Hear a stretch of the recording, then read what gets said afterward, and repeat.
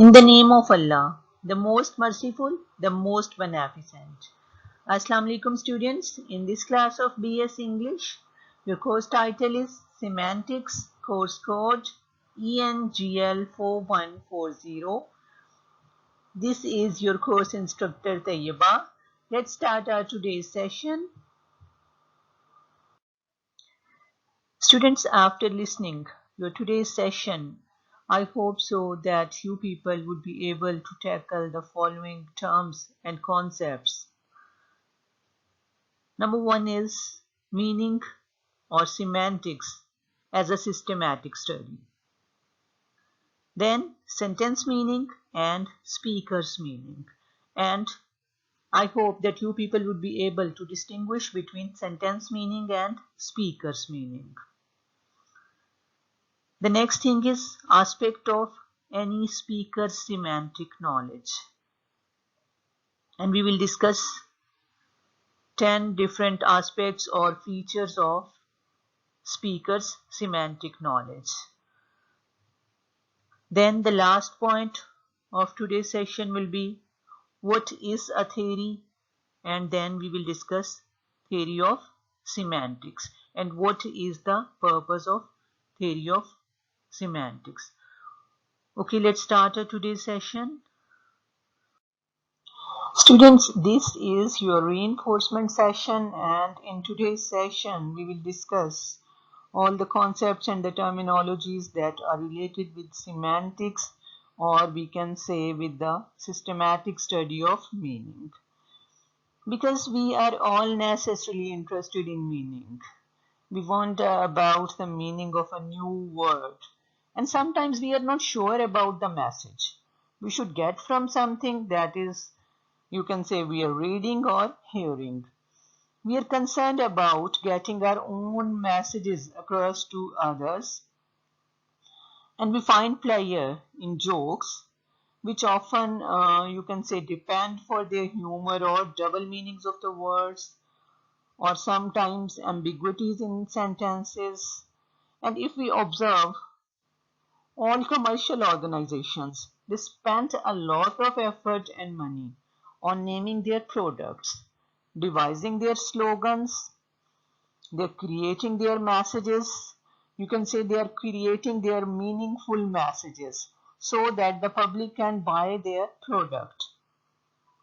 And if we talk about the legal scholars, they also argue about the interpretations, that is the meaning of a law or a judicial decision. And if we talk about our own community, or you can talk about the literary scholars, they are also having their disputes similarly over the meaning of some poem or a story. Actually, we can say there are three disciplines that are concerned with the systematic study of meaning. Number one is psychology, number two is philosophy, and number three is linguistics. But however, their particular interests and their approaches are different, and each borrows from and contributes to the others. And students, if we talk about psychologists are interested in how individual humans they learn, how they retain, what is their method of recalling or losing information, what is their way of classifying or making judgments or solving problems. In other words, we can say how the human mind seeks meaning and works with them. Now I would like to talk about the philosophers. The philosophers of the language, they are concerned with how we know, how any particular fact that we know or accept is truth or based on the facts, or at the same time they are concerned about the presuppositions and entailments, and you can say what statements are contradictory or which sentences they express the same meaning in different words, or which are not related, or you can say unrelated. And the third category is the linguists. Linguists, they want to understand how language works. Just what common knowledge do two people possess when they share a language? It might be English or any other language that makes it possible for them to give and get information, to express their feelings and their intentions to one another, and at the same time to be understood with a fair degree of success.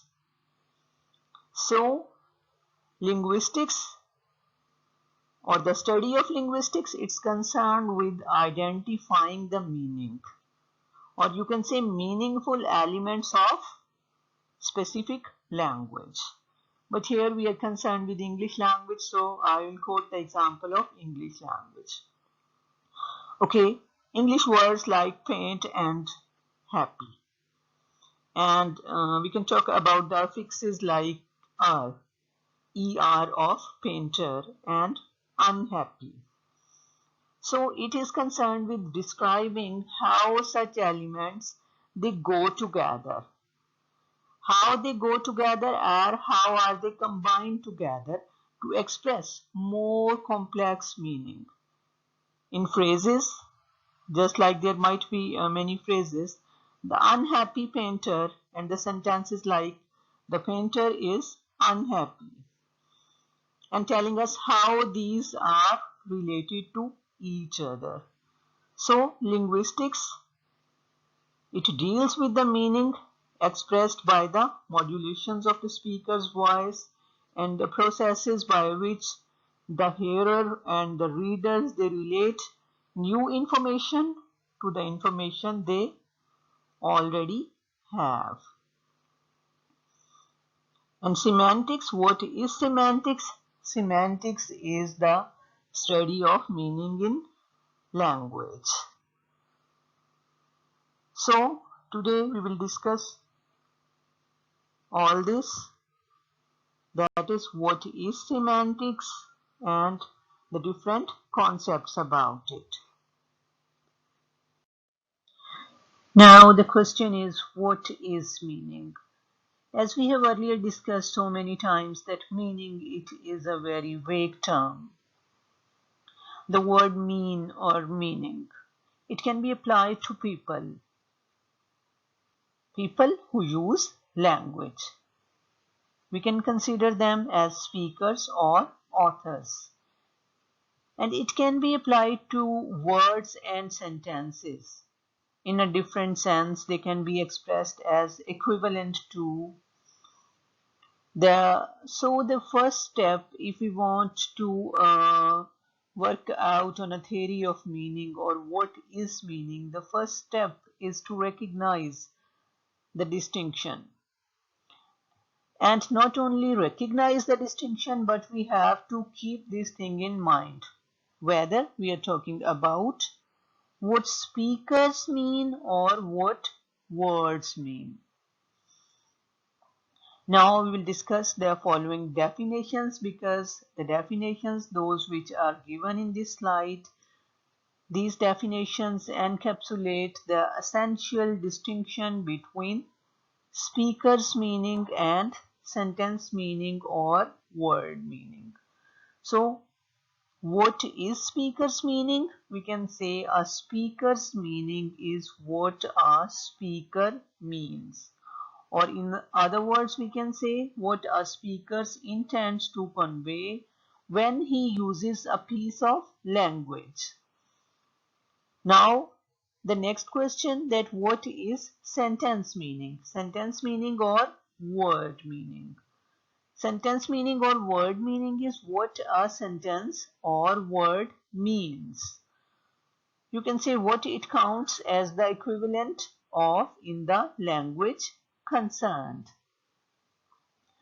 And students, this distinction is very useful in analyzing various kinds of communication between people, made possible by language. Look at this slide. There is a conversation between two people, A and B, at a bus stop one morning. And all these lines have been numbered for the purpose of reference.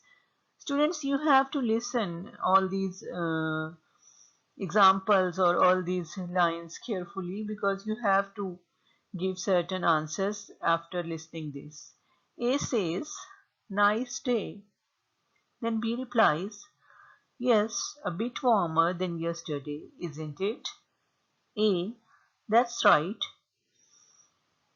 One day fine, the next cooler." B says, "I expect it might get cooler again tomorrow." A says, "Maybe. You never know what to expect, do you?" B says, "No. Have you been away on holiday?" A, "Yes, we went to Spain." B, "Did you? We are going to France next month." Now students, does speaker A tell speaker B anything he does not already know? If we talk about line 1 and 3 and 5, your answer will be probably no. Does A statement in line 7 give B any information?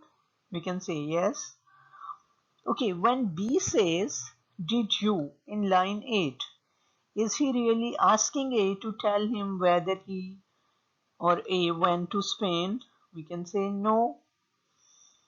Now, is there any indication that A needs to know the information that B gives him about traveling to France? We will say no. Students, all these things that have been said in this conversation, all these things are, we can say, meaningful in one way or another. But one must not equate meaningfulness with informativeness in a narrow sense. We can say it is true that many sentences, they do carry information in a straightforward way. It is also true that many sentences that are used by the speakers, they are not used to give information at all, but they are used to keep social wheels turning smoothly or for the purpose of social interactions. Thus, A and B's uninformative exchange about the weather, it serves to reassure them both that a friendly and courteous relationship exists between A and B. And we can say even when the sentences produced are informative, as when B tells about his forthcoming trip to France, the hearer often has no specific need for such type of information. The giving of information, it is, we can say itself, it's an act of courtesy on the part of speaker that is performed to strengthen the social relationship. And we can say that this is also a part of communication. The social relationships formed and maintained by the use of language, we cannot say all these are all this time they are courteous or amicable. Speaker's meaning can include, it can also include courtesy, it can also include hostility, it can include praise, it can also include insult as well. It can also include endearment and taunt.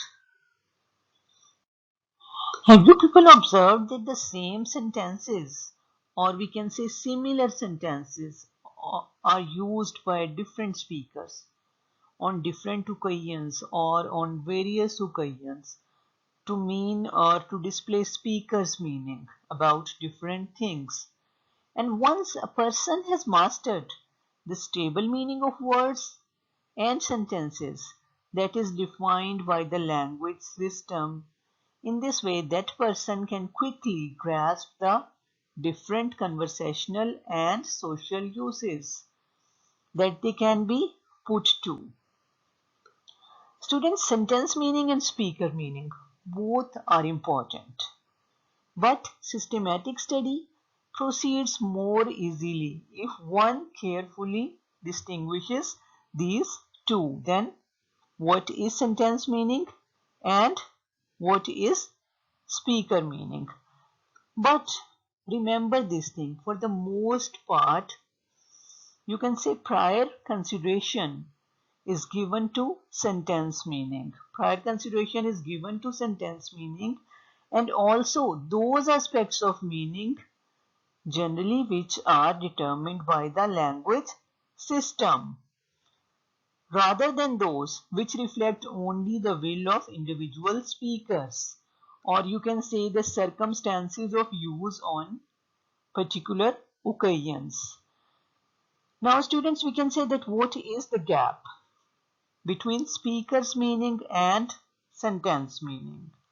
So the gap between speaker meaning and sentence meaning is such that it is even possible for a speaker to convey a quite intelligible intention by using a sentence whose literal meaning is contradictory or nonsensical.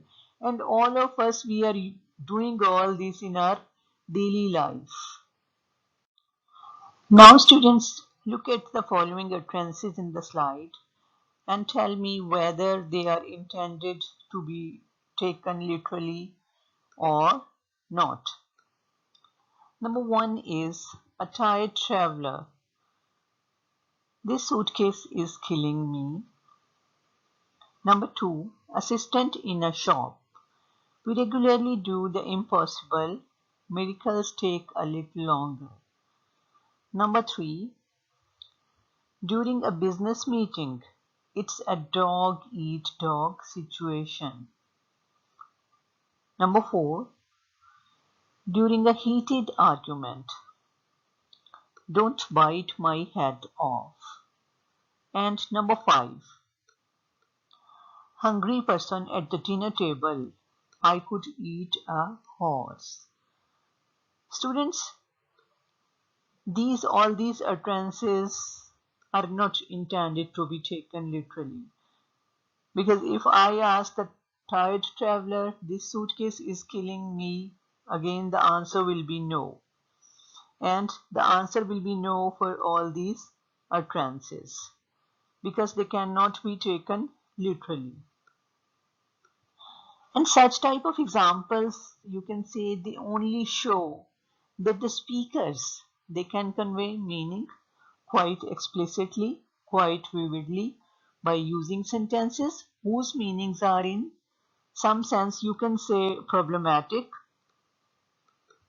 And to account for all this, it is necessary for us that we have to analyze, or we have to investigate these sentences at two levels.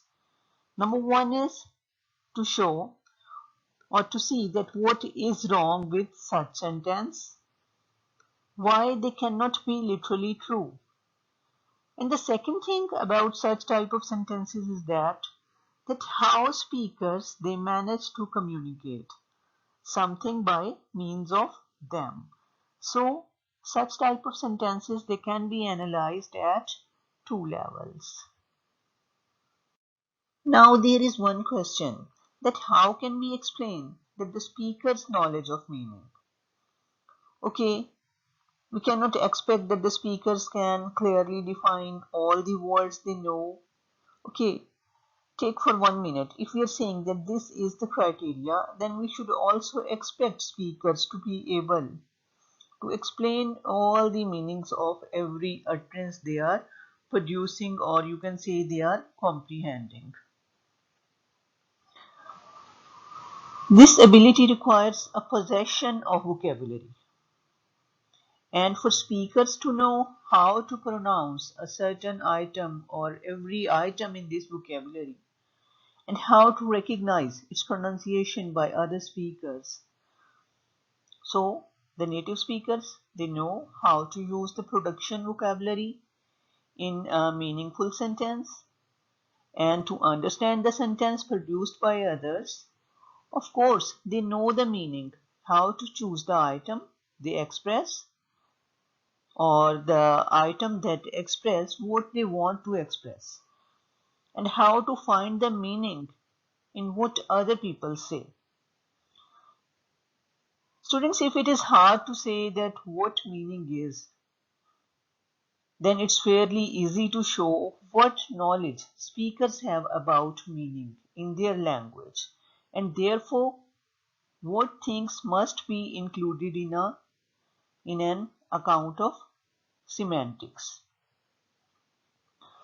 Now we will discuss different aspects of speakers' semantic knowledge.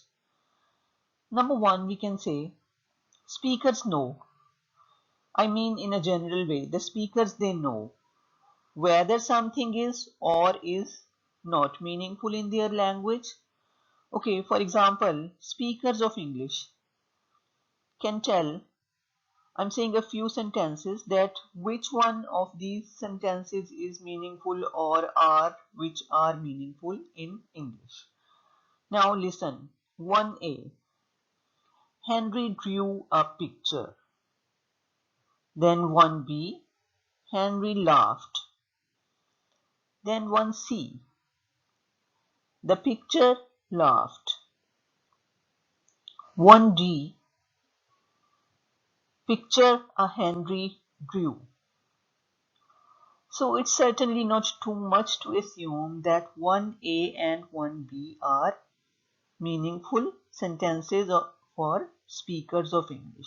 Okay, if we talk about 1C and 1D, we can say that 1C and 1D are the examples of anomaly. And sentence 1C has the appearance of being meaningful, and it might attain meaning in, you can say, in some children's story, or like, while D or 1D is merely, it is a sequence of words. And the second thing about the knowledge of the native speakers is this, that the speakers of a language, they, students, generally agree as to when two sentences have essentially the same meaning and when they do not. And sentences that make equivalent statements about the same entities. So they have a knowledge about all these sentences. Now I will discuss the third aspect of speaker semantic knowledge. You can say speakers generally agree when two words have essentially the same meaning. Okay, now let me discuss one example. If we say that a sentence is a group of words, so native speakers or the persons, those who are having the knowledge of English, they can replace one word with the other word without changing the meaning of the sentence. Take one example. Okay, where did you purchase these tools? Now, instead of the purchase, we can use buy. Where did you buy these tools? Words that have the same sense in a given context, you know, they are called synonyms. And this example, it is the instance of synonymy. Now, the native speakers, they generally agree when the two words, they can be used for each other. Now, the fourth thing is this one, that students, that the speakers, they recognize when meaning of one sentence contradicts another sentence. Okay, now I will discuss a few examples, or all these sentences are about the same person. But you can say two of them are related in such a way that if one is true, the other one must be false. Okay, if I'm saying Edgar is married, the next one is Edgar is fairly rich. The third one is Edgar is no longer young. And the next one is Edgar is a bachelor. Now, if I'm saying Edgar is married and Edgar is bachelor, we can say these are opposite statements. And the speakers or the native speakers, they can recognize all the phenomena. Sentences that make opposite statements about the same subject, they are called contradictory. And number 5, the speakers, they generally agree when two words have opposite meaning in a same or in a given context.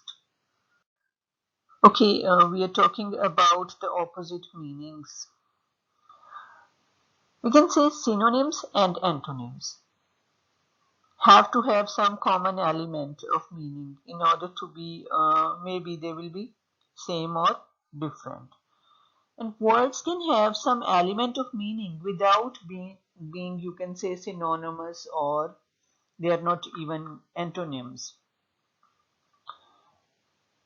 Okay, take one example. If I'm saying street, lane, road, or path, or avenue, now the native speakers, they will all agree that in each of this uh, group of words there is something that is common. And what is common thing? That is their semantic feature. So the native speakers, they have the information regarding the common things or semantic features.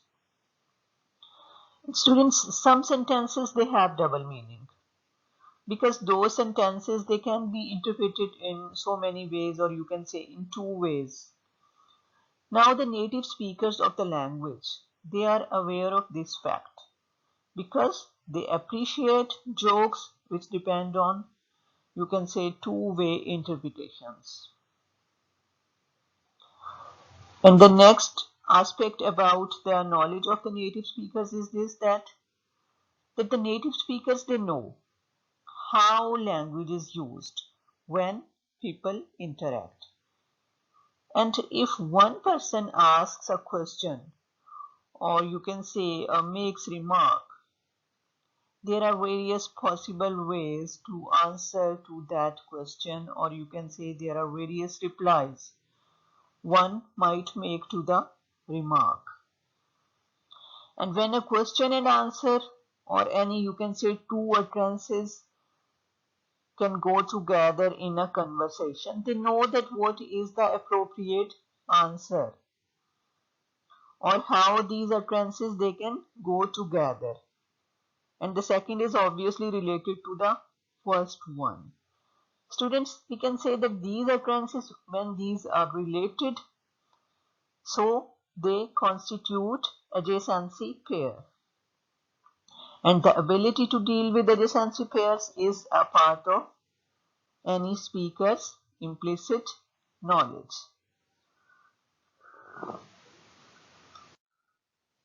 One more feature or one more aspect related to the semantic knowledge of native speakers, we can say that the native speakers, they are also aware that two statements may be related in such a way that if one is true, the other must be true.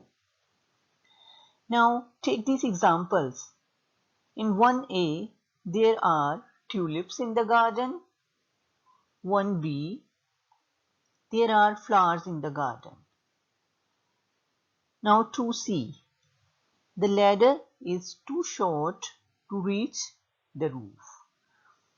Then 2D, the ladder is not long enough to reach the roof.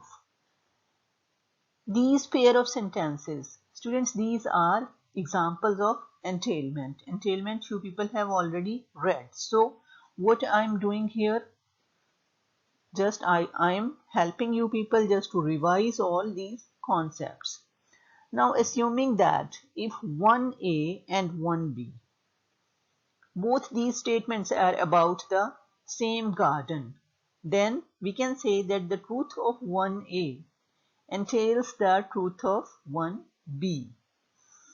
That is, if 1A is true, then we can say 1B must be, or 1 must also be true, 1B. Same is the case likewise assuming the same ladder and the roof, that is in the 2C and 2D. So we can say the truth of 2C entails the truth of 2D.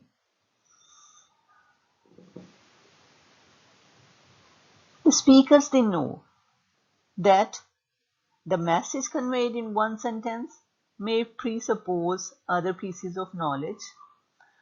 For example, if I'm saying Ali usually drives his Mehran to work. Now, what I have to assume that there is a person named Ali and Ali works.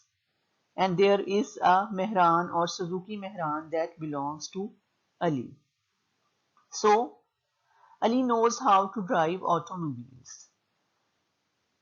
Now I can say that the meaning of 1A or this sentence presupposes what is expressed in the second one, or what is expressed in the sentence which I have said that there is a person named Ali. Now my prior statement that Ali usually drives his Mehran to work is meaningful and true if there is a person whose name is Ali and who works and who owns a Mehran. Students, these terms that I have introduced in this session that are related with the semantic knowledge of the native speakers about their language. So we are not saying that all these points that we have discussed, that this is just like a test and that anyone can deal with successfully, because people differ considerably. The circumstances, they differ considerably, so that the way individuals they behave in a given situation is not necessarily an indication of what their deeper competence is. Personality factors such as we can say willingness to cooperate, then there is the factor of memory, attention, their current or recent experiences, they can greatly affect the performance of individuals. So here it's only indicated that the general implicit knowledge that the speakers have about the meaning in their language. So it's not a test for any individual, it's only, you can say, these are the general features or general aspects that we have discussed regarding the semantic knowledge of native speakers. The meaning of words and sentences in a language, it can be safely taken as known to the competent speakers of the language. As we have already discussed, that native speakers of languages, they are the primary source of information about meaning. Okay, we can talk about the students and the professors of semantics. We can say that the students or the professors of the semantics, they may well be good at describing meanings or theorizing about meaning in general. But they do not have any advantage over any normal speaker of language in the matter of access to the basic concepts or basic data concerning meaning. We are here concerned with English language. And English, like most languages, it has a number of different dialects. Just as the pronunciation of English, it varies from one dialect to another. So, there are also differences in the basic semantic facts from one dialect of English to another. Now, we are not saying that one dialect is called prestigious than the other one. Because students, it's not the business of semantics. It's not the business of semantics to lay down the standard of semantic correctness or to prescribe that what meaning words shall have or what they may be used for. You can say that semantics, it's just like the rest of the linguistics. Semantics describes and we assume that most readers or the speakers, they know English language. So consequently we say they know the meanings of English expressions. Now you people might say that the situation is paradoxical. If semantics is the study of meaning and the speakers, they already know the meanings of all these expressions in their language, then surely they cannot learn anything from the subject or the discipline of semantics. Then what is the purpose of semantics, studying semantics or teaching semantics? Students, the answer for this question is this one. We can say semantics, it is an attempt to set up a theory of meaning. So this is the purpose of semantics, this is the aim of the semantics, just to set up a theory of meaning. Semantics, it's an attempt to form a theory of meaning. Now the question is that what is a theory, or what is a definition of a theory? We can say a theory is a precisely specified, coherent and economical framework of interdependent statements and definitions, constructed so that as large a number as possible of particular basic facts. Basic facts can either be seen to follow from it or be describable in terms of it. Students, take example of a chemical theory. If we talk about a chemical theory with its definitions of its elements or in terms of its periodic tables, it specifies the structure of atoms. It defines various types of reactions that can take place between elements. And this theory, you can say, is according to the theory or the definition that we have discussed earlier. So examples of some basic facts which either follow from chemical theory itself are describable in terms of it. We can say or we can describe that iron rusts in water, salt dissolves in water, and nothing can burn if completely immersed in water. Lead is heavier than aluminium. Neither aluminium nor lead both float in water. So chemical theory, by defining the elements iron, lead, and what we have discussed, the reaction commonly known as rusting, burning or dissolving, in terms of atomic structures. All these make sense of what would otherwise simply be an unstructured list of apparently unrelated facts. So we can say, in the light of the whole discussion, we can say that chemical theory, it deals with the chemical facts, such as we have earlier discussed that the fact that iron rusts in water. So students, now what is the function of semantic theory? We can say a semantic theory deals with semantic facts.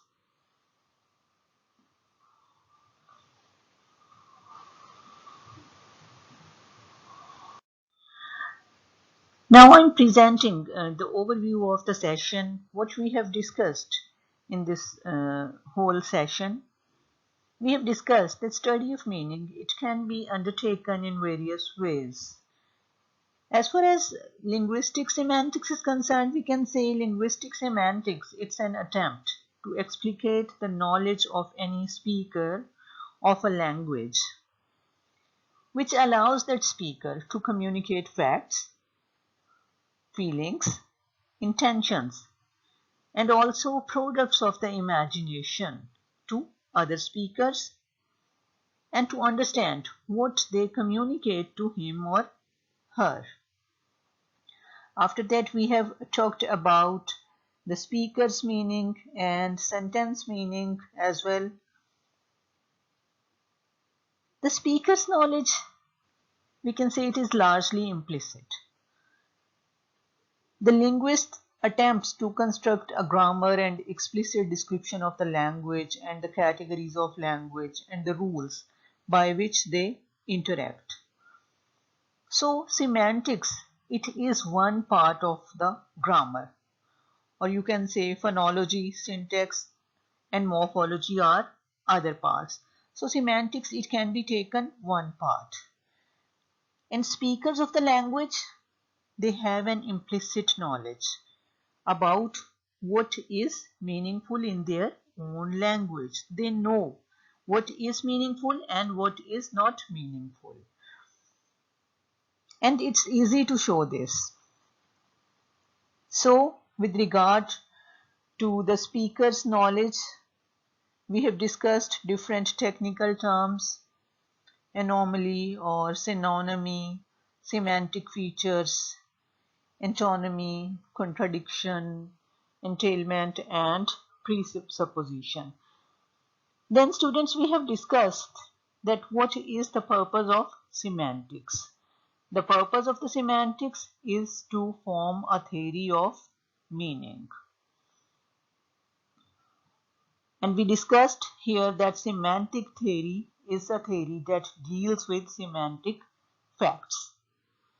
And it's even having an aim to discover some system and some patterns in an assortment of particular facts about meanings of individual words, sentences, and utterances. So it's obviously necessary to try to move from particular facts to generalizations. Generalizations, we can include statements about the whole classes of items. So this is all about our today's session. Hopefully you people have enjoyed our today's session. And if you people have any question regarding the whole session, you people can send me these questions. Thank you very much once again. Now I would like to acknowledge the resources. The source material of this presentation has been taken from Semantics, a course book that is written by Herford, Hesley, and Smith. And the next one is Introducing English Semantics, written by Cradler.